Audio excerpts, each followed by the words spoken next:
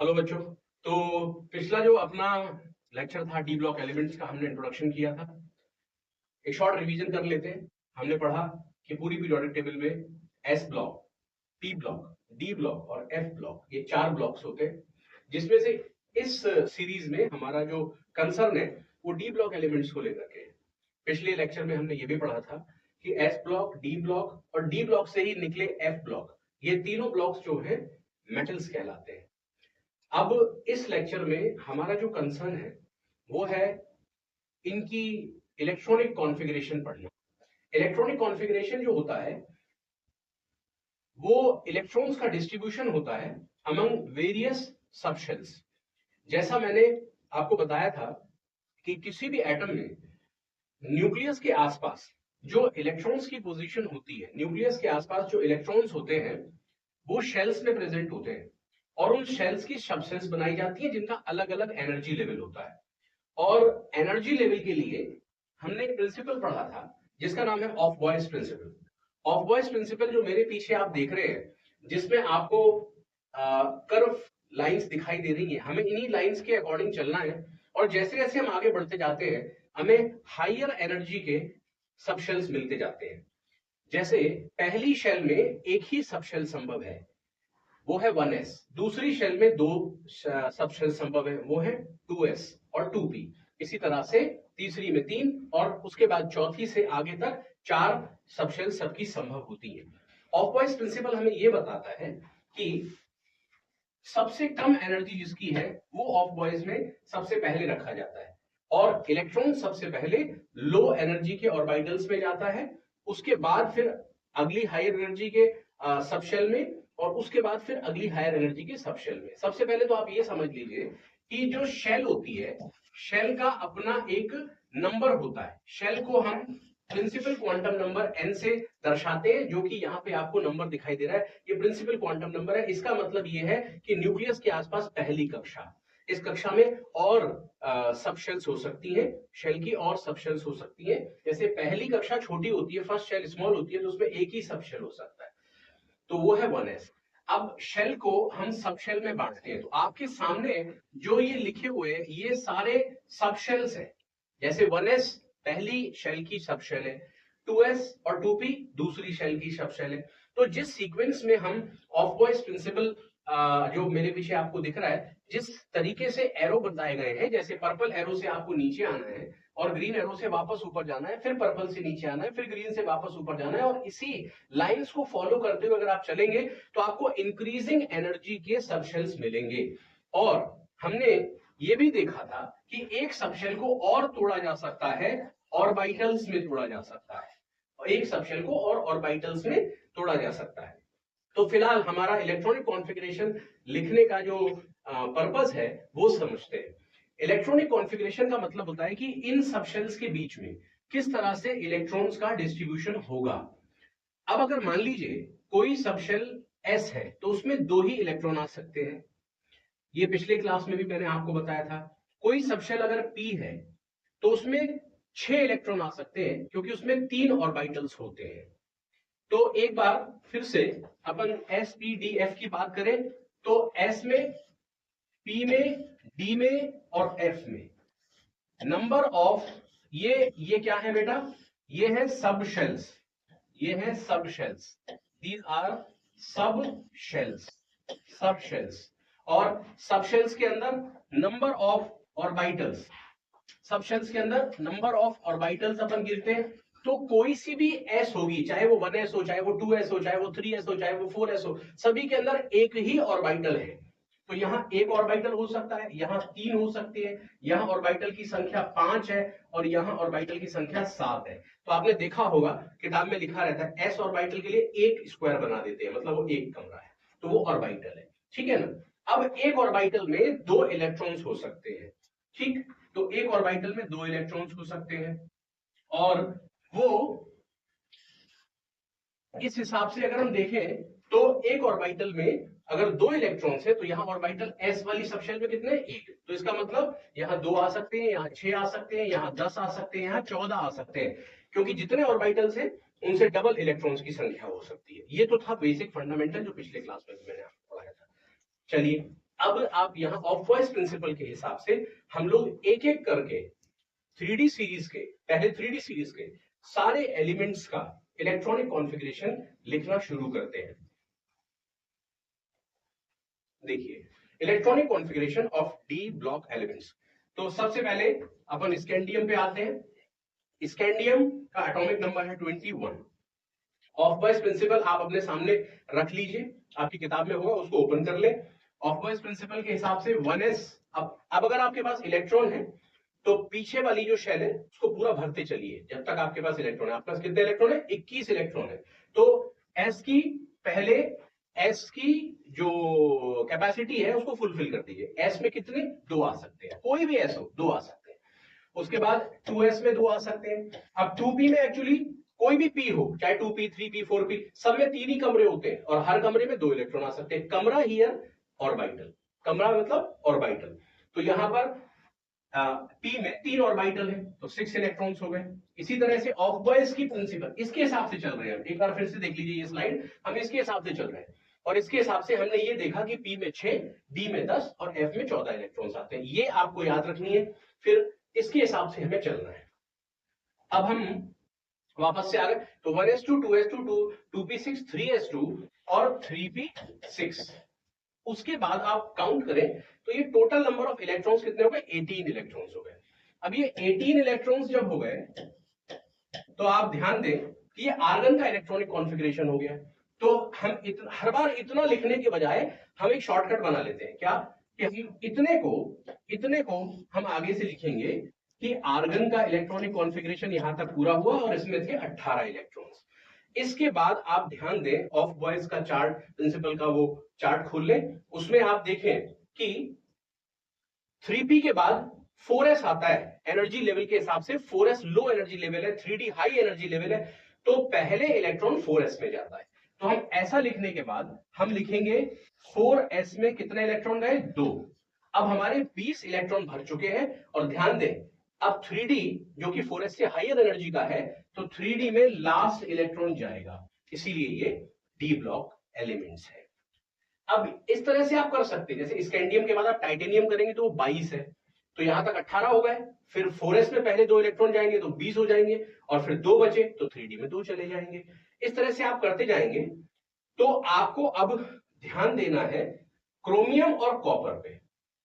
इस बात का गांठ बांध लीजिए कि इलेक्ट्रॉनिक कॉन्फ़िगरेशन आपको परफेक्टली आना चाहिए, तभी आप आगे बढ़ पाएंगे, क्योंकि इसी इलेक्ट्रॉनिक कॉन्फ़िगरेशन पे melting point, enthalpy of atomization, standard electrode potential सब इलेक्ट्रॉनिक कॉन्फ़िगरेशन पे ही निर्भर करता है। तो हम अगले पॉइंट पर आ रहे हैं जो कि है क्रोमियम का इलेक्ट्रॉनिक कॉन्फ़िगरेशन। तो अपन क्रोमियम देखते हैं। क्रोमियम जो कि 6th ग्रुप एलिमेंट है, सीरीज में ये चौथा है लेकिन ग्रुप में ये 6th ग्रुप में आता है। क्रोमियम जिसका एटॉमिक नंबर है 24। तो मैंने अभी आपको पिछली स्लाइड में क्या सिखाया कि आर्गन तक 18 इलेक्ट्रॉन भर लीजिए तो आपको 1s2 2s2 2p6 3s2 3p6 ये दोबारा इतना नहीं लिखना पड़ेगा। तो आप क्या करें, आप आर्गन लिखें और आर्गन के 18 इलेक्ट्रॉन्स हो गए। ये हमने मान लिया ये नोबल गैस कोर कहलाती है, नोबल गैस कोर हो गई। ठीक, इसके बाद कितने इलेक्ट्रॉन आपके पास बचे हैं? 18 के बाद 6 और इलेक्ट्रॉन बचे, तभी तो 24 होगा। तो आप 2 इलेक्ट्रॉन कहां ले जा सकते हैं? 3p6 तक तो आर्गन हो गया और 3p6 के बाद 3d नहीं आ सकता क्योंकि वो हायर एनर्जी का है। 3d से कम एनर्जी है 4s की, तो 4s में 2 इलेक्ट्रॉन आ जाएंगे। अब आपके पास 20 हो गए। अब आपके पास कितने बचे? 4 बचे। तो आप क्या करोगे कि 3d4 करोगे। अच्छा, अब मैं इसका जो ऑर्बिटल्स है वो बनाता हूं। जैसे 3d ऑर्बिटल है, मैंने आपको बताया था कि 3d सबशेल है, इसमें कितने ऑर्बिटल्स होंगे? इसमें 5 ऑर्बिटल्स होंगे। यहां पर हर बॉक्स एक ऑर्बिटल को दिखा रहा है और एक ऑर्बिटल में 2 इलेक्ट्रॉन्स आ सकते हैं।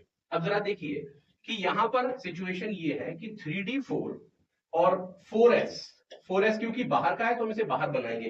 ध्यान रहे कि 4s अगर सीक्वेंस में देखा जाए तो न्यूक्लियस से ज्यादा दूर होता है, 3d उसके अंदर होता है, पर एनर्जी 3d की ज्यादा होती है, इसलिए इलेक्ट्रॉन पहले 4s में जाता है और फिर 3d में आता है।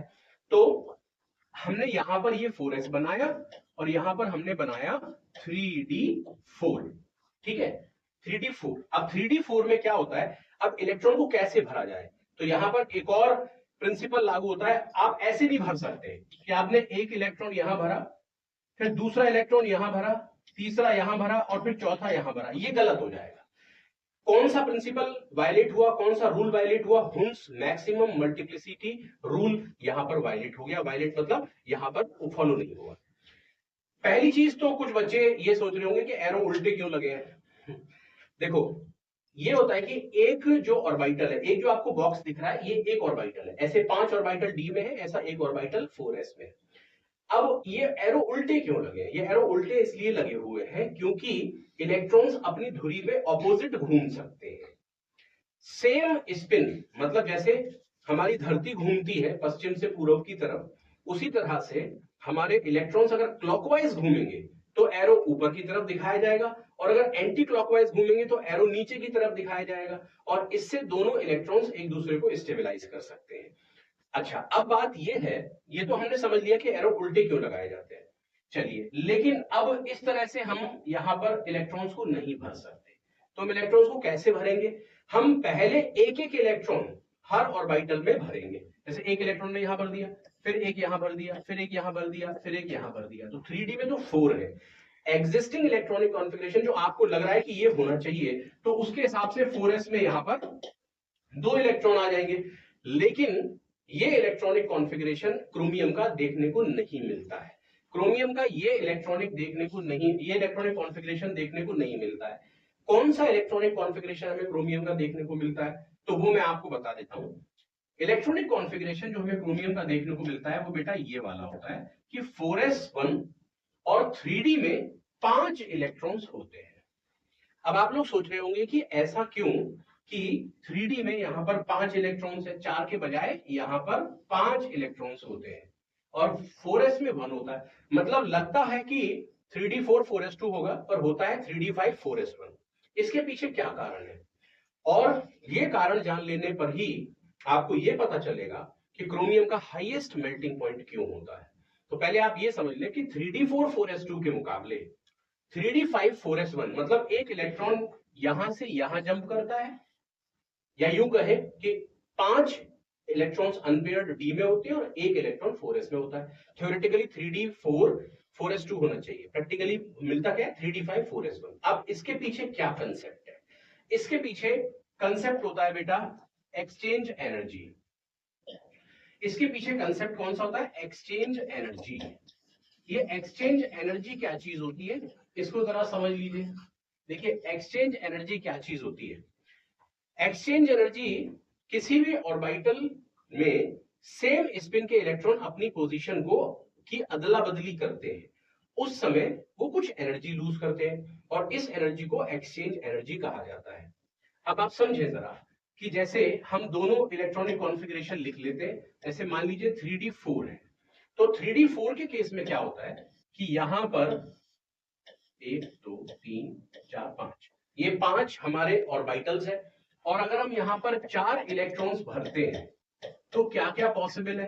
पॉसिबल ये है कि ये पहला इलेक्ट्रॉन और दूसरा इलेक्ट्रॉन एक दूसरे से अपनी पोजीशन की अदला बदली कर ले, ये पॉसिबल है। तो इसके लिए पहला इलेक्ट्रॉन यहां आ सकता है, या फिर पहला इलेक्ट्रॉन तीसरे वाले से अदला बदली कर सकता है, तो पहला इलेक्ट्रॉन यहां आ सकता है, या फिर पहला इलेक्ट्रॉन चौथे वाले से अदला बदली कर सकता है, तो वो यहां आ सकता है। अब ये हमने 3d5 बना लिया, एक मिनट पहले 3d4 कर देते हैं। ये यहां पर 3d4 लिखा हुआ है, तो इसको हटा देते हैं। तो फिलहाल 3d4 के हिसाब से हम देख रहे हैं। तो आप देखो कि ये वाला इलेक्ट्रॉन कितने इलेक्ट्रॉन से अपने आप को रिप्लेस कर सकता है? ये वाला इलेक्ट्रॉन अपने आप को एक्सचेंज कर सकता है 1 2 3 से। तो इसके पास 3 पॉसिबिलिटीज है। पहले वाले इलेक्ट्रॉन के पास, इलेक्ट्रॉन के पास 3 पॉसिबिलिटीज है। अब दूसरा वाला इलेक्ट्रॉन आ जाएंगे, तो दूसरा वाला इलेक्ट्रॉन जो है वो इसके साथ रिप्लेस कर सकता है, या फिर इसके साथ रिप्लेस कर सकता है। तो कुल मिला के पॉसिबिलिटीज इसकी कितनी हो गई? 2। और इसी तरह से जो ये तीसरा वाला इलेक्ट्रॉन है, ये सिर्फ इसके साथ रिप्लेस कर सकता है। अब आप ऐसा मत करिएगा कि अच्छा, इसकी जो लास्ट वाले इलेक्ट्रॉन की एक्सचेंज एनर्जी है वो हम काउंट करते हैं, इसमें 1 पॉसिबिलिटी है। तो total number of exchanges possible यहां कितने हुए? टोटल नंबर ऑफ एक्सचेंजेस यहां पॉसिबल हुए 6 एक्सचेंजेस यहां पॉसिबल हुए। तो अगर हम इसका कंपैरिजन करेंगे 3D5 से, अब जरा देखिए इसका कंपैरिजन अगर हम 3D5 से करते हैं, जो कि क्रोमियम का इलेक्ट्रॉनिक कॉन्फ़िगरेशन एक्चुअली में हमें देखने को मिलता है, तो 3D5 से जब आप इसका कंपैरिजन करोगे तो यहां 5 इलेक्ट्रॉन्स हैं जिनका स्पिन सेम है। ये ध्यान रखिएगा कि एक्सचेंज एनर्जी में वो एनर्जी काउंट होती है जो कि सिमिलर स्पिन के इलेक्ट्रॉन्स होने चाहिए, मतलब ऑपोजिट स्पिन नहीं होना चाहिए। अभी मैंने आपको समझाया कि जो ऊपर वाला एरो है वो क्लॉकवाइज स्पिन के लिए है और जो नीचे वाला एरो है वो एंटी क्लॉकवाइज स्पिन के लिए है।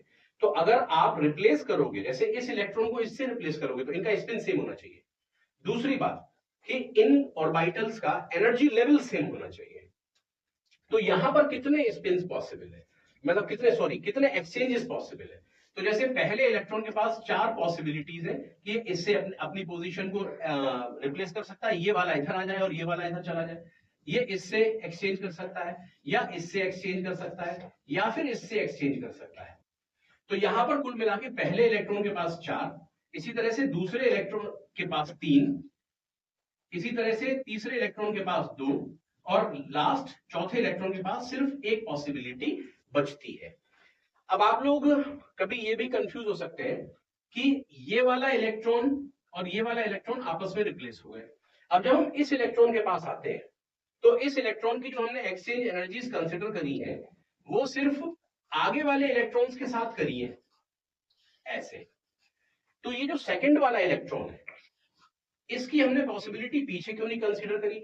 अरे आप यूं समझो कि आपने पहले वाले इलेक्ट्रॉन की जो ये वाली पॉसिबिलिटी कंसीडर करी थी कि दूसरे वाले से अपने आप को एक्सचेंज करेगा, तो वो पॉसिबिलिटी आप ऑलरेडी एक बार कंसीडर कर चुके हो, अब दोबारा आप उसको कंसीडर नहीं कर सकते ना। तो इसलिए टोटल नंबर ऑफ एक्सचेंजेस यहां कितने पॉसिबल हो गए? 10। तो जिसमें ज्यादा एक्सचेंजेस पॉसिबल है ये कहा जाता है कि वो ज्यादा एक्सचेंज एनर्जी लूज करने की वजह से वो इलेक्ट्रॉनिक कॉन्फ़िगरेशन ज्यादा स्थायी है, ज्यादा स्टेबल है। तो क्या क्या सीखा हमने सीखा कि 3D4 के मुकाबले 3D5 जो कि हाफ फील्ड ऑर्बिटल है ज्यादा स्टेबल होता है। 3D4 के मुकाबले 3D5 ज्यादा स्टेबल क्यों है? क्योंकि उसमें नंबर ऑफ एक्सचेंजेस ज्यादा पॉसिबल है। जैसे पहला इलेक्ट्रॉन है तो आगे वाले 4 इलेक्ट्रॉन से अपनी पोजीशन की अदला बदली कर सकता है। पहला इधर है, दूसरा इधर है, ये बदल के अपनी अपनी जगह रिप्लेस कर ले। तो जब एक्सचेंज करते हैं अपने पोजीशंस को ये, तो इसमें कहते हैं कि स्टेबिलिटी इंक्रीज हो जाती है। तो यहां पर जितने ज्यादा एक्सचेंजेस पॉसिबल होंगे उतनी ज्यादा एक्सचेंज एनर्जी लॉस होगी और उतना ज्यादा स्टेबिलिटी आ जाएगी कॉन्फ़िगरेशन में। इसीलिए हमने देखा कि क्रोमियम का जो इलेक्ट्रॉनिक कॉन्फ़िगरेशन था वो 3D4 4s2 ये होना चाहिए, प्रेडिक्टेड ये है, क्योंकि हम कहते हैं कि पहले 2 इलेक्ट्रॉन s में जाने चाहिए, बाकी बचे हुए d में जाने चाहिए। पर मिलता क्या है? मिलता है हमें 3D5 4s1। क्यों मिलता है? क्योंकि हम देखते हैं कि 3D4 में नंबर ऑफ एक्सचेंजेस का मतलब इलेक्ट्रॉन्स अपनी पोजीशन को की अदला बदली करें। इलेक्ट्रॉन जब अपनी पोजीशन की अदला बदली करते हैं तो एक्सचेंज एनर्जी लूज होती है और इससे स्टेबिलिटी आती है। तो नंबर ऑफ एक्सचेंजेस कितने पॉसिबल है? 4 में कितने एक्सचेंजेस पॉसिबल है? आप देखिए पहला इलेक्ट्रॉन गया तो आगे के 3 से अपनी पोजीशन को बदल सकता है। फिर दूसरा इलेक्ट्रॉन जो है वो आगे के 2 से अपनी पोजीशन को बदल सकता है। आप सोचेंगे कि ये पीछे से भी तो बदल सकता है, तो पीछे वाली पॉसिबिलिटी तो हम कंसीडर कर चुके हैं ना। जैसे इस इलेक्ट्रॉन ने इससे अपने आप को बदला, अब अगर आप इस इलेक्ट्रॉन को कंसीडर करोगे तो ये पीछे वाले से अपने आप को पहले बदल चुका है ना, तो इसलिए आगे वाले इलेक्ट्रॉन को कंसीडर करते हैं, पीछे वाले को नहीं करते। तो टोटल नंबर ऑफ एक्सचेंजेस कितने पॉसिबल है यहाँ? 6 3D4 में, जबकि 3D5 में नंबर ऑफ एक्सचेंजेस कितने पॉसिबल है? 10। तो जहां पर ज्यादा एक्सचेंजेस पॉसिबल है वहां पर स्टेबिलिटी ज्यादा होती है। एक्सचेंज एनर्जी में इलेक्ट्रॉन्स क्या होने चाहिए? इलेक्ट्रॉन्स ऑफ सेम स्पिन मतलब एरो सेम डायरेक्शन का होना चाहिए, क्योंकि एरो से स्पिन पक्का पता चलता है। अगर एरो ऊपर की तरफ है इसका मतलब क्लॉकवाइज स्पिन हो रहा है, अगर एरो जो है नीचे की तरफ है तो एंटी क्लॉकवाइज स्पिन हो रहा है, तो स्पिन ऑपोजिट होते हैं। ठीक, तो electron of same spin exchange कर सकते हैं end of degenerate orbitals. Degenerate orbitals का मतलब क्या हो गया? Orbitals of same energy, orbitals of same energy. तो यहां पर डीजनरेट ऑर्बिटल्स आपको पता होगा कि जैसे डी सक्शन है, इसके 5 हमने ऑर्बिटल्स बताए, तो इनका एनर्जी लेवल सेम होता है। तो अगर एक ऑर्बिटल का इलेक्ट्रॉन दूसरे में जाना चाहे और दूसरे का पहले में आना चाहे, तो इसी को एक्सचेंज कहते हैं, और जितने ज्यादा एक्सचेंजेस पॉसिबल है उतनी ज्यादा स्टेबिलिटी है। तो आई होप आपको समझ में आ गया होगा कि why chromium does not show 3d4 4s2 configuration. In fact, it shows 3d5 4s1 configuration. And the same thing, the same concept of exchange energy applies to copper as well. Copper क्या होता है बेटा? Copper 29। अगर copper का electronic configuration लिखे, चलिए फिर से कसरत करते हैं। आर्गन यहां तक हम लिख देते हैं 18 इलेक्ट्रॉन्स। आर्गन के बाद अब अगर आप आर्गन में आर्गन का लास्ट सबशेल क्या है? 3p6, और 3p6 के बाद ऑफबॉयस के प्रिंसिपल के चार्ट में क्या आता है? आना तो चाहिए वैसे तो 3d सीक्वेंस के हिसाब से, पर आता क्या है एनर्जी लेवल के हिसाब से? 4s, क्योंकि 4s लो एनर्जी लेवल। तो फिर से 4s में भरते हैं, 4s में 2 इलेक्ट्रॉन चले गए, 20। अब कितने बचे? 9। तो 3d 9 होना चाहिए ना। अब फिर वही वाली बात आ गई, 3d 9। अब इस ऑर्बिटल को आप बनाइए, ये d ऑर्बिटल है, 1 2 3 4 5 9 बनाते हैं। तो हुन्स मैक्सिमम मल्टीप्लिसिटी रूल के हिसाब से पहले एक एक इलेक्ट्रॉन भर दीजिए, भर दीजिए एक इलेक्ट्रॉन, 1 2 3 4 5।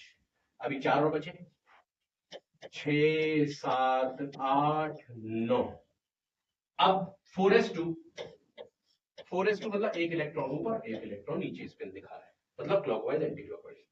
क्या ये प्रैक्टिकली देखने को मिलता है? नहीं। प्रैक्टिकली क्या देखने को मिलता है? प्रैक्टिकली हमें इलेक्ट्रॉनिक कॉन्फ़िगरेशन जो देखने को मिलता है वो ये है, आर्गन के 18, ये नोबल गैस कोर हो गई, और 4s1 और 3d10 ये देखने को मिलता है। Again the same concept applies, क्या? Exchange energy. अब फिर से बना लेते हैं, ये तो पॉसिबल नहीं है, जो ऊपर वाला मैंने बनाया ये नहीं होता पॉसिबल, ऊपर वाला पॉसिबल नहीं है, ठीक है ना। कौन सा पॉसिबल है? नीचे वाला पॉसिबल है। मतलब नीचे वाला हमें प्रैक्टिकली देखने को मिलता है, थ्योरेटिकली ये प्रेडिक्टेबल है और देखने को ये मिलता है। क्रोमियम में जैसे आपने देखा था, तो वही बात आप यहां भी लगाएंगे, एक्सचेंज एनर्जी। तो 3d10 है ये, ठीक है, 3d10 है, तो 10 के 10 इलेक्ट्रॉन 3d में यहां भरे हुए हैं,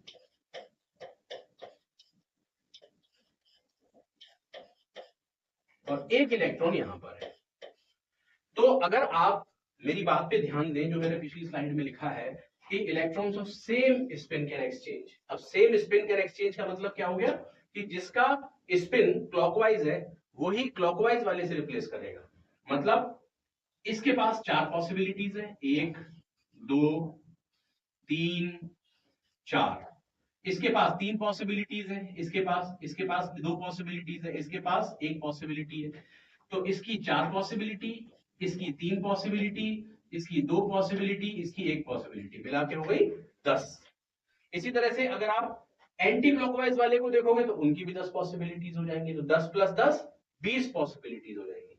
लेकिन इस केस में अगर आप देखोगे तो यहां जो क्लॉकवाइज वाले हैं 1 2 3 4 5 इलेक्ट्रॉन्स है, तो इनकी कितनी पॉसिबिलिटीज आई? 10। लेकिन जो एंटी क्लॉकवाइज है उसकी पॉसिबिलिटीज कितनी आई? 6। कैसे? एंटी क्लॉकवाइज वाले को देखते हैं, रेड एरो बनाते हैं। ये एंटी क्लॉकवाइज वाला इससे अपनी जगह को बदलेगा, फिर ये इससे भी अपनी जगह को बदल सकता है, फिर ये इससे भी अपनी जगह को बदल सकता है। तो इसके पास कितनी पॉसिबिलिटीज है? 3। फिर उसके बाद ये वाला एंटी क्लॉकवाइज आता है, उसके बाद ये वाला एंटी क्लॉकवाइज आता है, तो ये इससे अपने आप को बदल सकता है, ये इससे अपने आप को बदल सकता है। तो कितनी पॉसिबिलिटीज है? 2। फिर ये वाला एंटी क्लॉकवाइज आता है, ये वाला हो गया। अब ये वाला एंटी क्लॉकवाइज आता है, तो इसके बाद सिर्फ एक पॉसिबिलिटी रहती है कि इससे। अब यहां तो कोई एंटी क्लॉकवाइज है ही नहीं, लास्ट में तो एंटी क्लॉकवाइज कोई प्रेजेंट ही नहीं है, ये जगह तो खाली पड़ी हुई है, ये तो वेकेंट है। तो इसका मतलब जो एंटी क्लॉकवाइज वाले उनके पास पॉसिबिलिटी कितनी हुई? पहले के पास 1 2 3, दूसरे के पास 2, तीसरे के पास 1, तो 3 + 2 + 1 मतलब 6 पॉसिबिलिटीज है। तो यहां पर टोटल नंबर ऑफ एक्सचेंजेस जो होंगे वो क्लॉकवाइज इलेक्ट्रॉन्स के, क्लॉकवाइज वाले इलेक्ट्रॉन्स जो हैं उनके 10 और एंटी क्लॉकवाइज वाले एक्सचेंजेस पॉसिबल है 6। तो टोटल एक्सचेंजेस कितने पॉसिबल है? 16। लेकिन यहां पर अगर हम देखें तो क्लॉकवाइज वाले भी 10 बार 10 एक्सचेंजेस कर सकते हैं और एंटी क्लॉकवाइज वाले भी 10 एक्सचेंजेस कर सकते हैं। तो टोटल नंबर ऑफ एक्सचेंजेस कितने हो गए? 20। तो विच electronic configuration is more stable? जिसमें कि ज्यादा एक्सचेंजेस पॉसिबल है। तो हमने देखा, क्या हमने देखा कि इलेक्ट्रॉनिक कॉन्फ़िगरेशन थ्योरेटिकली क्रोमियम और कॉपर का जो दिखता है वो होता नहीं। तो क्रोमियम का हमने देखा कि होना चाहिए 4s2 3d4, लेकिन होता है 3d5 4s1। क्यों? More number of exchanges are possible. ये ध्यान रखिएगा कि एक बार आपने एक्सचेंज आगे कंसीडर कर लिया तो इस इलेक्ट्रॉन का पीछे वाला एक्सचेंज कंसीडर नहीं करेंगे, क्योंकि वो आप पहले इलेक्ट्रॉन के साथ कंसीडर कर रहे हैं। ये इलेक्ट्रॉन इधर जाए या ये इलेक्ट्रॉन इधर जाए, बात एक ही होगी। तो अब इतना समझने के बाद अपन आते हैं मेल्टिंग पॉइंट पे। ये जो मेल्टिंग पॉइंट का इनका ट्रेंड होता है वो क्या होता है? पहले मैं एक बात आपको बताना चाहता हूं, ये सब चीजें हमने पढ़ी अभी। अब एक हम यहां पर मेल्टिंग पॉइंट का ट्रेंड देख रहे हैं। तो मेल्टिंग पॉइंट आप जानते हैं, सॉलिड का लिक्विड में चेंज होना मेल्टिंग पॉइंट कहलाता है। मेल्टिंग पॉइंट का क्या ट्रेंड है? 3D सीरीज की पहले बात करते हैं। कितनी सीरीज में टोटल पढ़नी है? 3D 4D and 5D series. तो मेल्टिंग पॉइंट किस पे डिपेंड करता है? देखो, जैसे हम किसी एलिमेंट की बात करें तो वो एलिमेंट अपने सर्टेन अरेंजमेंट में उसके एटम्स जो होते हैं वो पैक्ड होते हैं, ठीक है। जैसे मान लीजिए कोई भी एलिमेंट है, स्कैंडियम है, टाइटेनियम, वेनेडियम है, तो ये एक सर्टेन लैटिस में पैक्ड होते हैं। आप एनसीईआरटी का चार्ट देखोगे तो इसके 3 अरेंजमेंट्स होते हैं, जैसे hexagonal close packing, cubic close packing. तो ये पैकिंग इसकी होती है जहां पर एक एटम दूसरे एटम के साथ एक सर्टेन अरेंजमेंट में प्रेजेंट होता है। अब आप जरा इस वाले एटम को कंसिडर करिए। क्या ये एटम अकेला है? नहीं, it is surrounded by many other different atom. अब ये कितने से सराउंडेड है ये डिपेंड करता है कि कौन सी पैकिंग है। हेक्सागोनल क्लोज पैकिंग है, बॉडी सेंटर्ड क्यूबिक है, या क्लोज सेंटर्ड पैकिंग है। ये 3 तरह की पैकिंग हमें यहाँ 3D सीरीज में देखने को मिलती है। एनसीईआरटी में एक छोटी सी टेबल बनी है, उसमें नीचे सब में HCP, BCC और क्यूबिक क्लोज पैकिंग CCP लिखा हुआ है। अब सवाल ये है कि ये इस तरीके से पैक्ड क्यों होते हैं? इनको आपस में बांध के कौन रखता है? तो इनको आपस में, क्योंकि हमने अभी पढ़ा था कि डी ब्लॉक एलिमेंट्स मेटल्स होते हैं, तो एक इनके एटम और दूसरे एटम के बीच में, तेरे मेरे बीच में, इसके लिए शब्द क्या इस्तेमाल होता है? इंटर। इंटर माने बीच में, तेरे मेरे बीच में, इंटर। इंट्रा माने होता है किसी चीज के अंदर, इंटर माने दो के बीच में। तो अगर हम लिखते हैं इंटर अटोमिक माने दो एटम्स के बीच में, inter atomic force of attraction. तो यहां पर inter atomic force of attraction क्या होता है बेटा? जाहिर सी बात है, क्योंकि ये मेटल के एटम्स हैं तो मेटेलिक बॉन्ड होगा। और आपको बता दूं कि मेटेलिक बॉन्ड की जो स्ट्रेंथ होती है वो डिपेंड करती है मोर नंबर ऑफ अनपेयर्ड इलेक्ट्रॉन्स पे। तो एक छोटा सा एक फ्लो चार्ट देखते हैं। Higher the number of unpaired electrons, higher the number of unpaired electrons, higher the number of unpaired electrons, stronger is the metallic bonding, stronger is the metallic bond, metallic bond strong होता है, stronger is the metallic bond।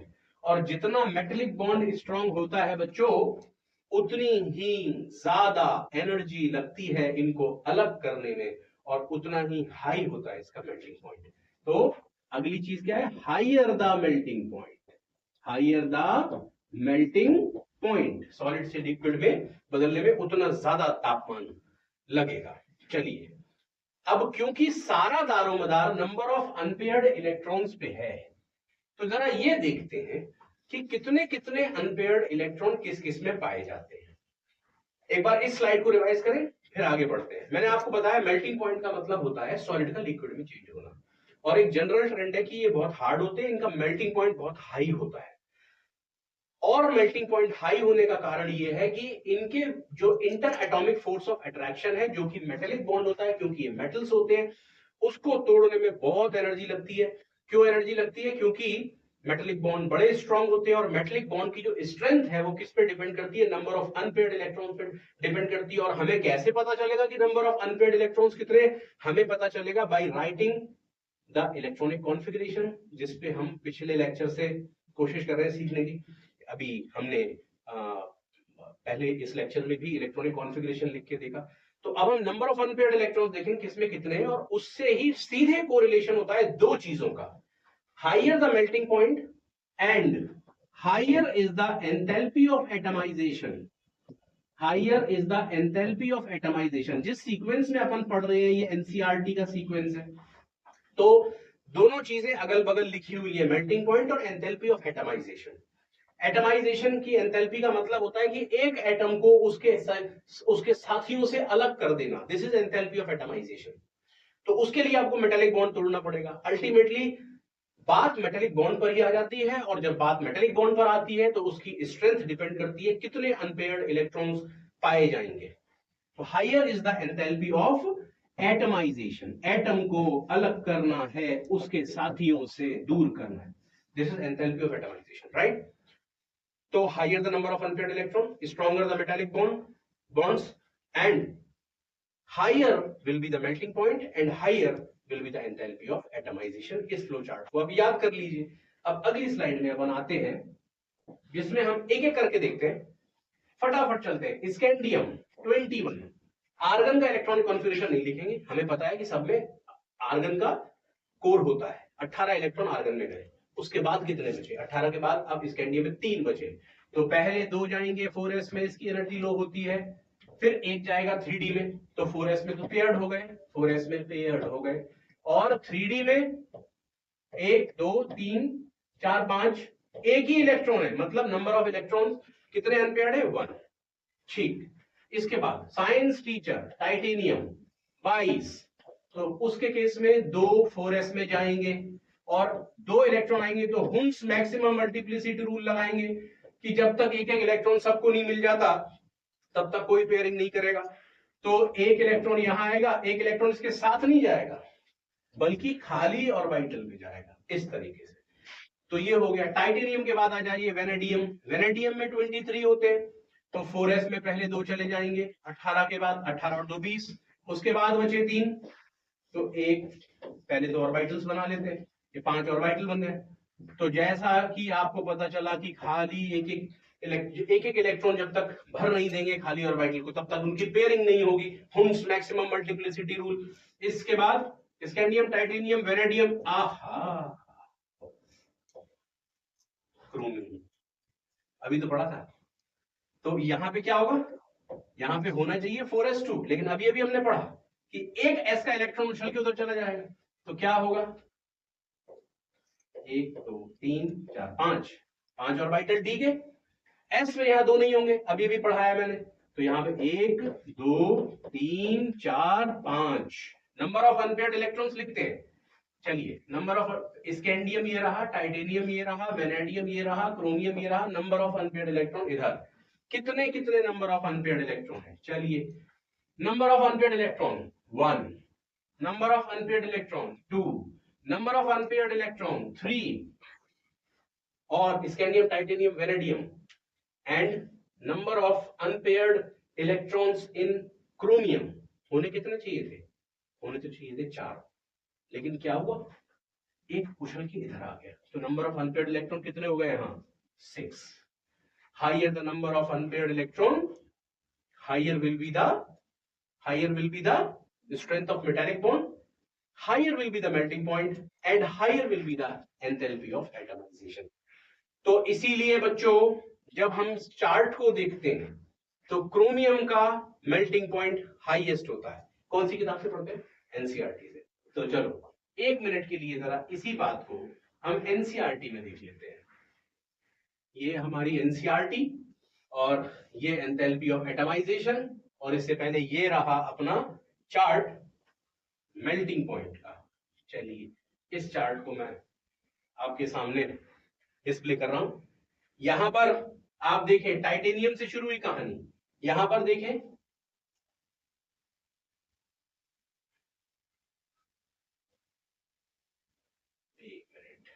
Yes अब ठीक है। अब आपको दिख रहा है कि मेल्टिंग पॉइंट इनटू 10⁻³ केल्विन। आप समझो 1000 केल्विन के लेवल पे बात चल रही है। देखिए टाइटेनियम कहीं यहां है, उसके बाद वेनेडियम यहां है, उसके बाद क्रोमियम यहां है। हाईएस्ट मेल्टिंग पॉइंट है ये जो लाल वाली डॉटेड रेखा आप देख रहे हैं, ये 3D सीरीज के लिए है। तो पहली बात ये कि टाइटेनियम में जितने भी नंबर ऑफ अनपेयर्ड इलेक्ट्रॉन है उससे ज्यादा वेनेडियम में है, सबसे ज्यादा क्रोमियम में अपनी सीरीज में, और क्रोमियम में highest number of unpaired electron होने की वजह से क्रोमियम का मेल्टिंग पॉइंट सबसे हाई होता है। अब जैसे ही आप देखते हो एक सडन एक सिंक आया और मैंगनीज का मेल्टिंग पॉइंट कम हो गया। क्यों? क्योंकि मैंगनीज में एक और इलेक्ट्रॉन आते ही नंबर ऑफ अनपेयर्ड इलेक्ट्रॉन्स की संख्या घट जाती है। मैंगनीज का इलेक्ट्रॉनिक कॉन्फ़िगरेशन होता है 3d5,4s2। 3d5,4s2 में जैसे ही अनपेयर्ड इलेक्ट्रॉन की संख्या घटी तो there is a sudden fall, और उसके बाद आप देखें आयरन में थोड़ा इंक्रीज होता है and then finally it decreases up to copper. और जिंक का मेल्टिंग पॉइंट सबसे कम होता है। क्यों? क्योंकि जिंक में नंबर ऑफ अनपेयर्ड इलेक्ट्रॉन की संख्या 0 है। जिंक का इलेक्ट्रॉनिक कॉन्फ़िगरेशन कितना होता है बच्चों? जिंक का इलेक्ट्रॉनिक कॉन्फ़िगरेशन होता है 3d10,4s2। जिंक का इलेक्ट्रॉनिक कॉन्फ़िगरेशन होता है 3d10,4s2। तो जिंक का मेल्टिंग पॉइंट सबसे कम है, जिंक 30, आर्गन में 18 इलेक्ट्रॉन चले गए, 4s में 2 चले गए 20, बाकी के बचे 10। डी ऑर्बिटल में 10 के 10 इलेक्ट्रॉन भर जाते हैं।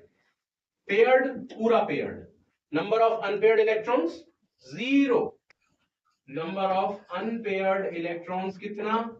0, और नंबर ऑफ अनपेयर्ड इलेक्ट्रॉन 0 मतलब मेटेलिक बॉन्ड सबसे वीक, इसका मतलब मेल्टिंग पॉइंट सबसे लो। तो हमने ये देखा, क्या देखा कि जब हम स्कैंडियम से चलते हैं तो मेल्टिंग पॉइंट इंक्रीज होता जा रहा है क्योंकि नंबर ऑफ अनपेयर्ड इलेक्ट्रॉन्स बढ़ रहे हैं, और जैसे ही नंबर ऑफ अनपेयर्ड इलेक्ट्रॉन कम होना शुरू हुए तो मैंगनीज का मेल्टिंग पॉइंट कम हो जाता है। देन थोड़ा सा आयरन का ज्यादा होता है और उसके बाद फिर से घटना शुरू हो जाता है। तो मैंगनीज में सडनली कम क्यों हुआ? क्योंकि इलेक्ट्रॉन्स पेयर्ड हुए, number of electrons unpaired electrons की संख्या घटी, मेटालिक बॉन्ड वीक हुआ और मेल्टिंग पॉइंट भी कम हो गया। एक बात तो हमने अलोंग द सीरीज ये देखी। फिर दूसरी बात हमने ये देखी जो कि आपके एनसीईआरटी में पहला ही फिगर है 8.1। उस फिगर में अगर आप देखोगे तो 3D सीरीज का ग्राफ सबसे नीचे, उसके बाद 4D और उसके बाद 5D। मतलब जो हमारे तीन सीरीज है डी ब्लॉक एलिमेंट्स के जिन्होंने पढ़ने हैं 3D 4D 5D। तो अगर हम इनमें कंपेयर करने लगे तो सीक्वेंस क्या होता है? मेल्टिंग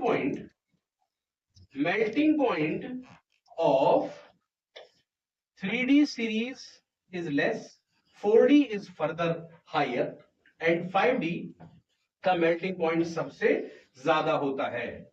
तो आपसे मेल्टिंग पॉइंट के ट्रेंड में दो ही तरह के सवाल पूछे जाएंगे। हॉरिजॉन्टल कंपैरिजन किया जाए तो आप नंबर ऑफ अनपेयर्ड इलेक्ट्रॉन देखो, और वर्टिकल ग्रुप में कंपैरिजन किया जाए 3D 4D और 5D का तो एक जनरलाइजेशन है कि 3D सबसे कम होता है, 3D से ज्यादा 4D का मेल्टिंग पॉइंट होता है और 4D से ज्यादा 5D का मेल्टिंग पॉइंट होता है।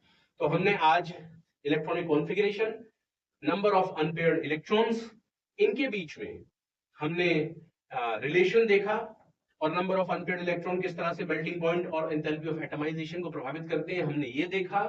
और उससे पहले हमने ये देखा कि क्यों क्रोमियम और कॉपर का इलेक्ट्रॉनिक कॉन्फ़िगरेशन थ्योरेटिकली जो प्रेडिक्टेबल है वो नहीं होता। उसके पीछे कौन सा कंसेप्ट लगता है बेटा? Exchange energy.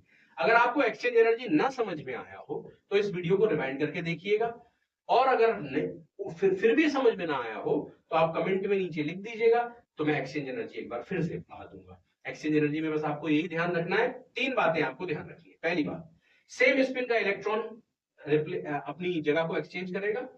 दूसरी बात, जिस ऑर्बिटल के इलेक्ट्रॉन्स सेम स्पिन के इलेक्ट्रॉन एक दूसरे की जगह को एक्सचेंज कर रहे हैं वो डीजनरेट ऑर्बिटल्स होने चाहिए। डीजनरेट का मतलब उन सबका एनर्जी लेवल सेम होना चाहिए, ठीक है।